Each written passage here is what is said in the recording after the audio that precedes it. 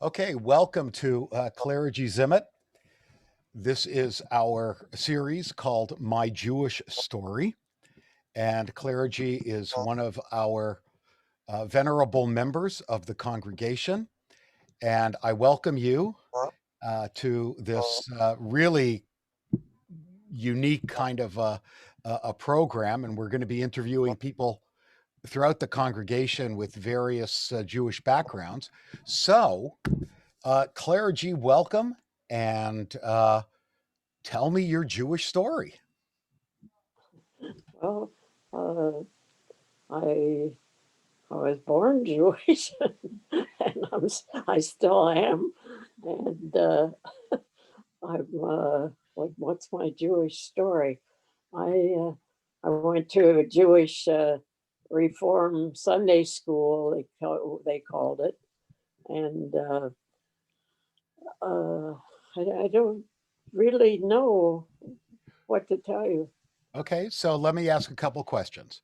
Sure. You grew up in a small town in Ohio, Yes. Piqua, Pick. Piqua, Yes. Piqua, Ohio. which is central Ohio.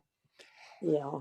Okay, now what kind of Jewish experiences did you have there? Well, it was extremely reform.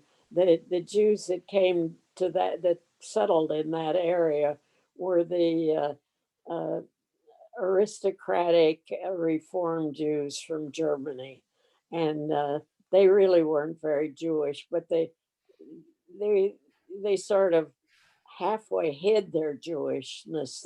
They were trying to be like everybody else, and they were my parents, on the other hand, their background was Russian Orthodox Jewish, so I had kind of a collision there between the extreme Reform and extreme Orthodox, Hmm. and I guess I kind of became somewhere in between. I have, both of them are in my heart, but I sort of have become uh, who I am, whatever I am. I'm partly Orthodox and partly Reform.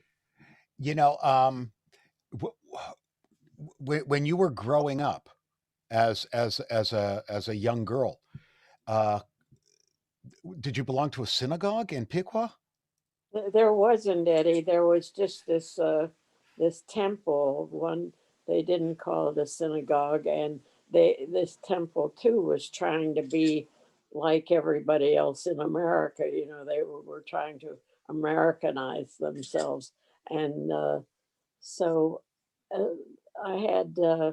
When we walked to school, my sister and my brother and I walked to school, and I was the little sister, and I, tagged along behind them, and the Catholic kids used to walk to school nearly the same path, and they would throw stones at us, and they'd say, "You killed our God," and they'd throw stones at us, and I was 6 years old, and I was figuring, what kind of a God would they have that you could kill him? Because you couldn't kill our God. I didn't, by throwing stones at him.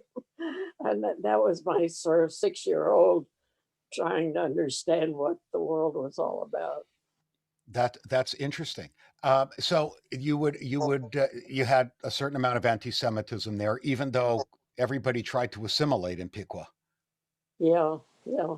They, uh, they definitely, when, uh, when I went to school, if there was like a Easter holiday or Good Friday or something, when the kids went had little special. At that time, they had religion in school, and they would have a Good Friday service in school, and the uh, the the teachers trying to quote be nice to me unquote uh, had let me sit those out. I didn't have to go to those religious services, but the place that I had to sit them out was a chair by the principal's office, and that's where you sat when you were naughty. So Uh-huh. so it was a kind of a mixed blessing to be for that to be that way at that time. How many Jewish people were in Piqua? Was this a handful of families? Probably.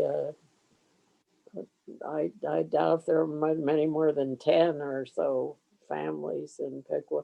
It was they didn't work in Piqua. All the work was in Dayton and everything, but there wasn't housing there, so they would live in Piqua and Troy and Sydney and the little towns around there, but not not in uh, Piqua was the big town. Okay. Now you grew up. So let's put this in. Let's put this in context. Do you want to share with people how old you are? Sure. I'm going to be on May 15th, 2021. I will be 102. 102. So you were born in 1923. 1919, I was born. 19. Excuse me. 1919. Right. No, excuse me. I can't subtract. 1919. So you've seen an awful lot in your lifetime, and Jewishly, I bet you've seen some amazing changes as well. Uh, I suppose so. They didn't seem unusual to me at the time. And, it was my life, so doesn't seem particularly unusual to me now. Okay. Uh, I'm uh, aware of the fact that I'm Jewish. I I always, when I went to school, I felt like I was a little different than the other people, but I felt that it was something negative, and because I was treated as if it were something negative, and I was young and didn't couldn't translate that. Okay. And when did you leave Piqua? When I went away to art school when I was 19, I had my sister who was 2.5 years older than I, uh, went away to Ohio State University to college, and my father couldn't afford to send us both to college at the same time. It was the tail end of the Depression, and so I had to wait 2 years while she was uh, until she graduated, and then they sent me to school. And the art academy uh, was a looser kind of discipline as far as school went. There was you. I didn't, I didn't have any homework, and I thought, gee, that's strange. I loved school, and I loved learning, and it felt like something was missing to not have homework from art school. So I don't know. Indeed. Um, I am honored to have one of your pieces of art, and it Oh, hang. Oh yeah, it hangs. Whoops! It hangs in my dining room. Um, I don't know if you recall that you uh, gave it to me or sold it to me. Honestly, I don't remember, but it's been in my dining room for many years. It's uh, uh, the, uh, the Sabbath. the Shabbat candles, exactly. And I notice over your left shoulder and I think over your right shoulder as well. Those are a couple of your pieces, and Yeah. yeah, and so much of your art um, is so filled with meaning and Jewish content. Tell me about The why. two behind me, the one on this side, Uh because I huh. don't know if it'll come out left or right to you. the one on this side is it's partly collage and partly print, single print. What do they call that? What do you Monoprint? what Monoprint? monoprint, and it's a there are three faces, different ways of monoprinting them. One is white, and one is black, and one is red. And the I on top the lettering says, "People come in many colors. All blood is red." Mm. And then let's see the other one. Oh, the one on this side of me is it's the prayer when you there's Hebrew calligraphy in there and also English, and it's lettered, and it says uh, it's the prayer for it should that God should The bless Lord you shall coming in. guard. What can you read? The Lord shall guard thy going out and thy coming in from this time forth and forever. You know, that's what it says on it. It's and I have it by my door for that reason, that everybody who comes in or goes out should be blessed, and whether they know it or not, or You what know, they want. I've seen so much of your art over the years, and so much of it um, is of Jewish content, and lots of Hebrew calligraphy, and celebration of holidays, and major Jewish themes of universality and peace, and all of that. Why do you choose to incorporate Jewish themes in your art? Well, for one thing, I'm an artist and I'm Jewish, and both of those are just an innate part of me. I can't separate myself from either one of those things, and so the I fell in love with Hebrew calligraphy as an artist. It I just the letters, even if you don't know what they are. In fact, even if especially if you don't know what they are quite beautiful, beautiful shapes, and uh, so I wanted to in some way incorporate it into my uh, art, because I just really like those the shapes of those letters. And at the time that I was doing, when I first started doing that, I didn't know anything about Hebrew, so I took a beginner's Hebrew with Beatty to learn to read, at least, uh, very yeah. Well, I can't think of the word I want, but uh, just Elementary. yeah, very elementary Hebrew, uh, and so I tried to work with what I knew, and gradually I learned a little bit more, and I still, when I can repeat all the Hebrew responses in Temple, but I don't know what all of them mean yet. I'm still in the process of I, learning them. I like that. I like that. You're 102 years old. I don't know what they all mean yet. I'm still learning.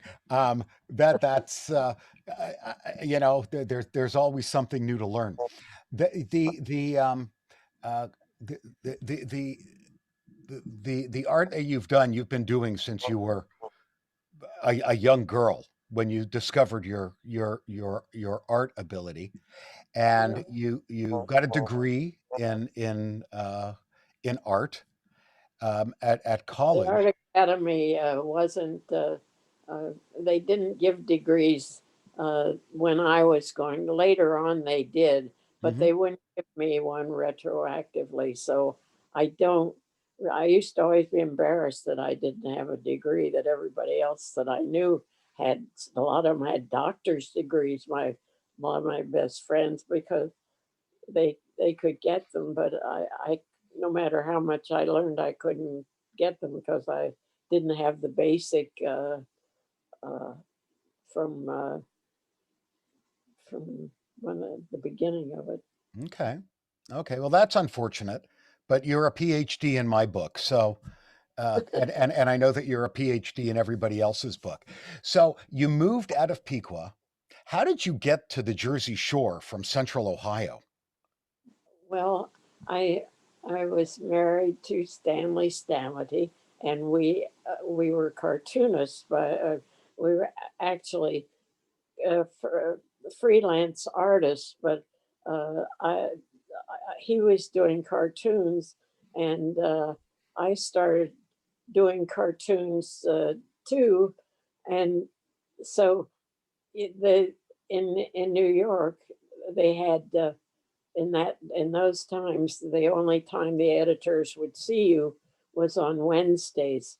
So we used to go into New York every Wednesday, and Stan would do the rounds of the with our work to show it to all the editors, and then they would hold out what they would consider for the week, and then the next week you picked up your rejects, and you picked up your okays, and it, that's how you live by the as a freelance.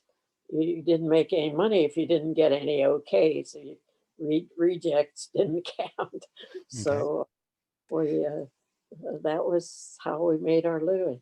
So when you and Stanley moved east, did you live on the shore and work No, up in New York? that was I didn't finish answering that.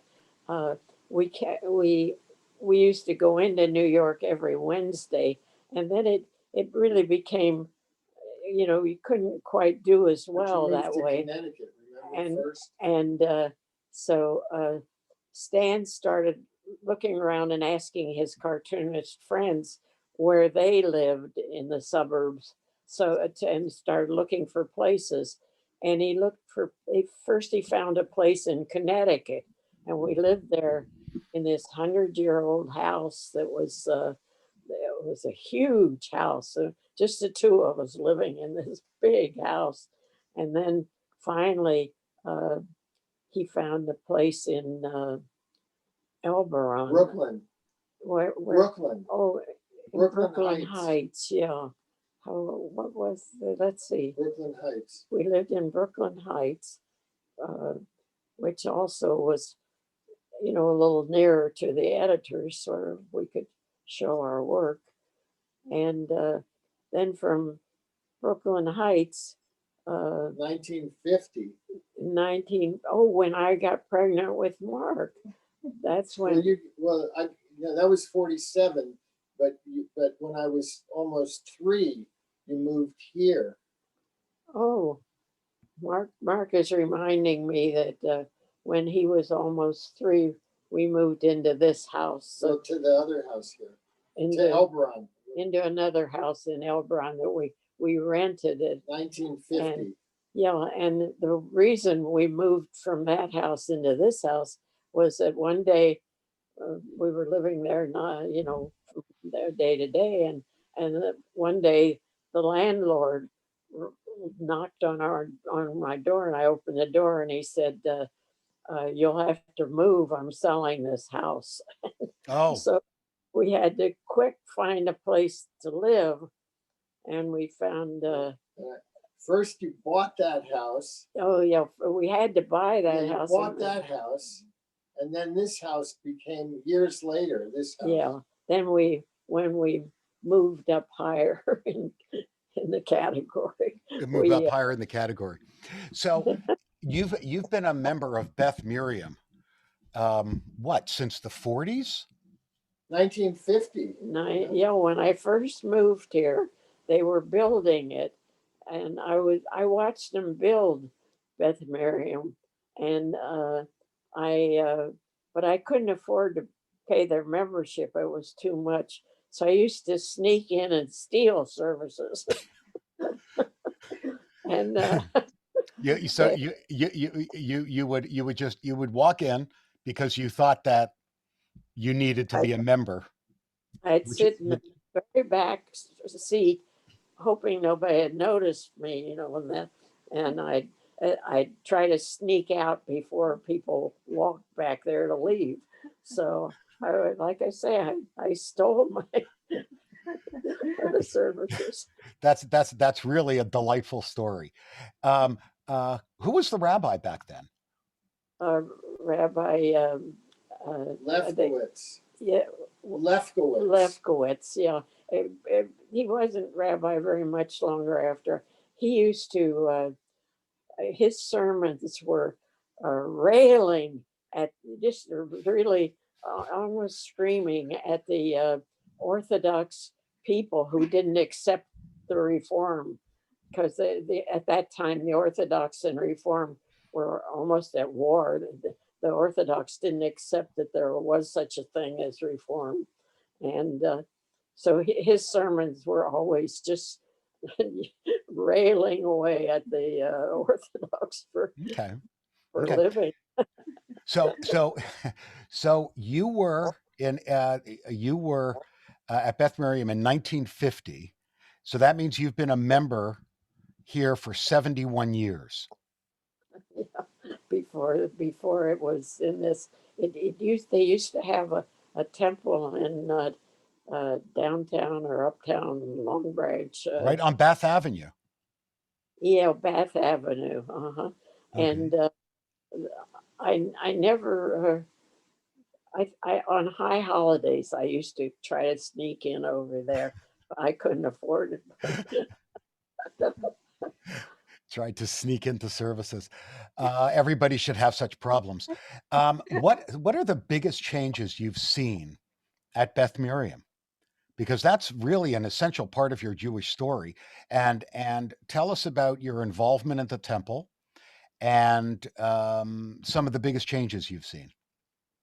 Well, went to the rabbi and talked to him, and by that time, Rabbi Goldman was the rabbi, and I asked him if I could have a little bit lower dues, so that I could be a member, but I couldn't afford the full price. And he said, well, pay whatever you can afford. He said, if you can't afford anything, don't just come. And so uh, I used to give donations every once in a while whenever I felt like I a little flush with with money. I would give them a little Okay. donation, but I didn't. I wasn't a full-fledged member. I would go to their meetings, but I wouldn't vote because I didn't think I deserved to vote if I Mm. didn't pay dues.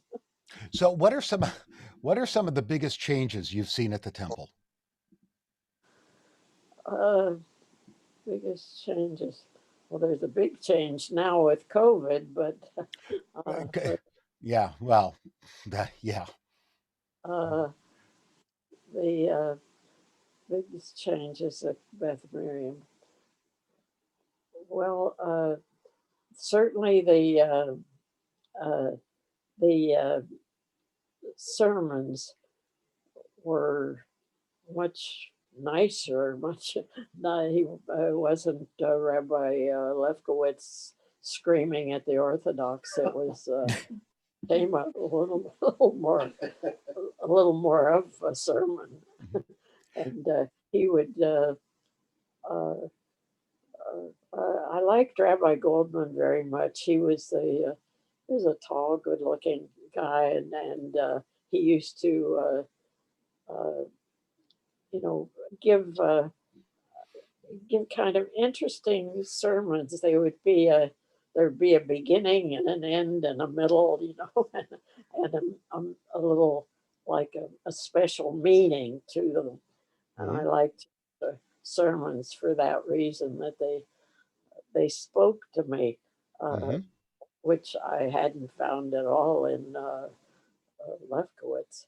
Okay. So Well, also remember a rabbi is a product of his or her environment, and we respond in that way. So but I understand what you're saying.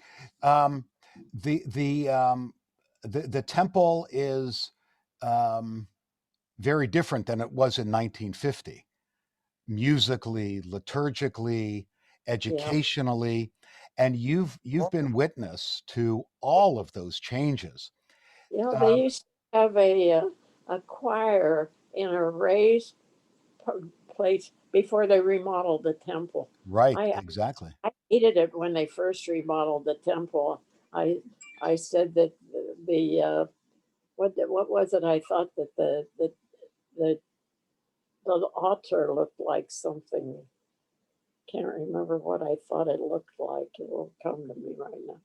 But it didn't look like an altar. It and there were the Orthodox people in the area used to call it uh, uh, a church. They used to call it Rabbi Lefkowitz's church, and Rabbi Goldman's church, and the, so uh, I I thought, you know, in my mind, I guess I accepted a little bit of that. That I thought uh, it was kind of churchy. Okay, okay.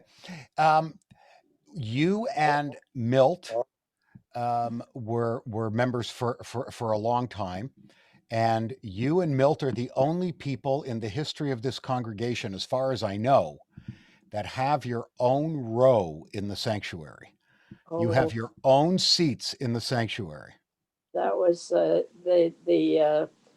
his students named that after him. That uh, because he always that's where he always Fourth sat, row on the left. second row No, on no, it's fourth row second row on the from your point of from view. my point of view. Your left. Yeah, because it was because we would when we came in we would walk down to and then turn to our right and sit, and they nobody else ever sat there. Even on the high holidays when people had reserved seats, they always left that seat open for Milt. That was always his seat, Well, and it was for Milton you there, absolutely. the I mean reason that. he sat Yeah. there was so that when his students for he tutored all of the bar and bat mitzvah, and when the students were learning their he, they had to know everything by heart. They didn't have any books or anything, and that I mean they weren't allowed to use books, and so he would sit there in, back there where he could hear them if they spoke to hear if they spoke loud enough.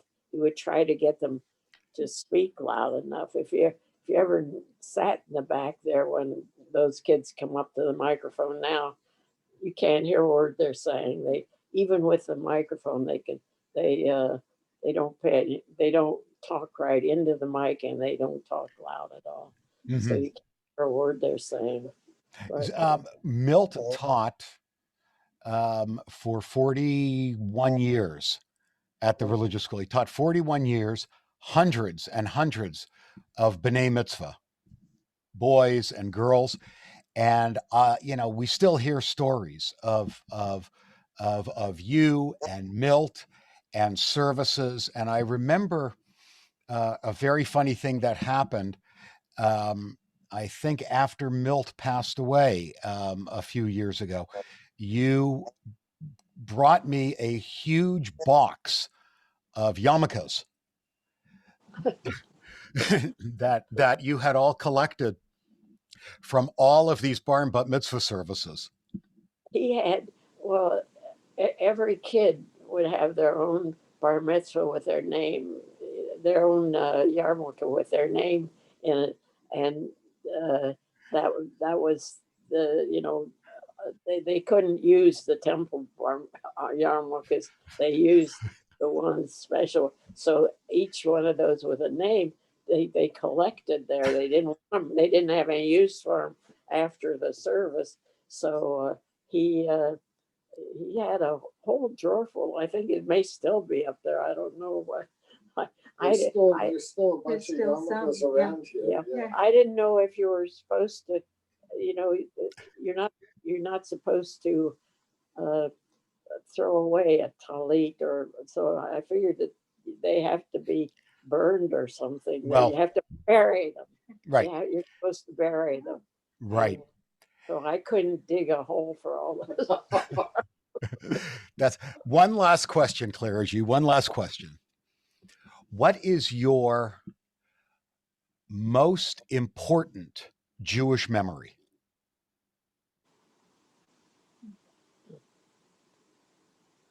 I guess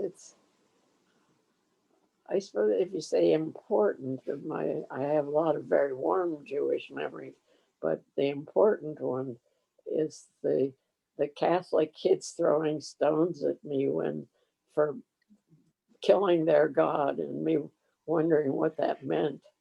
And what's amazing to me is that when that happens as a child, it could make somebody angry. I've never ever seen you angry, and I've only seen you as a peacemaker, and you do it through your art, through the way you I talk. get angry.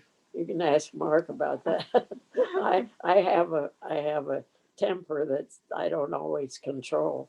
So I don't I don't think I hit. Did I hit you?